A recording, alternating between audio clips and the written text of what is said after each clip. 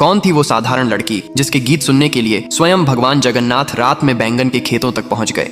उड़ीसा की पवित्र भूमि में एक साधारण बैंगन बेचने वाला व्यक्ति रहता था, जिसकी एक बालिका थी, भोली, निश्छल और प्रेम से भरी हुई। संसार की दृष्टि में वह बस एक गरीब सब्जी वाली थी, पर भीतर उसका हृदय भक्ति के रत्नों से भरा था। उसे संत जयदेव गोस्वामी के गीत गोविंद के पद इतने प्रिय थे कि वह दिन रात उन्हें गुनगुनाती रहती थी। उसके स्वर में कोई शास्त्रीय लय नहीं थी, पर भक्ति की मिठास थी जो सीधे भगवान जगन्नाथ के हृदय तक पहुंचती थी। वह अपने माता पिता की सेवा करती, घर का सारा काम निपटाती और फिर प्रेम से जयदेव जयदेव गाती रहती। एक दिन पूर्णिमा की रात उसके पिता ने उसे पुकारा, बेटी, चांदनी अभी उजली है, जाकर बैंगन तोड़ ला, सुबह मंडी में ले जाना है।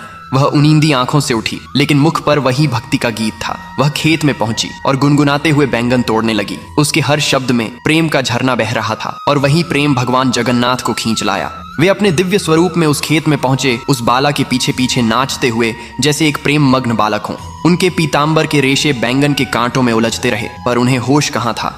भक्ति का नशा दोनों ओर था। भक्त और भगवान दोनों एक दूसरे में खोए हुए थे। सुबह जब जगन्नाथ मंदिर के पट खुले तो राजा ने देखा कि भगवान का नया पीताम्बर फटा हुआ है। उसे लगा पुजारी ने धोखा दिया है। उसने क्रोधित होकर पुजारी को कारागार में डाल दिया। बेचारा पुजारी रोता रहा, प्रभु, मैं निर्दोष हूँ। उसी रात राजा को स्वप्न में स्वयं भगवान जगन्नाथ प्रकट हुए।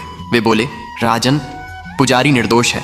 मेरा पीताम्बर तो बैंगन के कांटों में उलझ गया था जब मैं अपने भक्त की भक्ति सुनने गया था। उस बालिका की गायन भक्ति ने मुझे बांध लिया था। अगली सुबह राजा स्वयं उस खेत में पहुंचा। वहां सचमुच पीताम्बर के सुनहरे रेशे कांटों में लिपटे थे। राजा की आंखों से आंसू बह निकले। उसने पुजारी को सम्मान के साथ मुक्त किया और प्रण किया कि गीत गोविंद का पाठ अब प्रतिदिन भगवान जगन्नाथ के समक्ष होगा।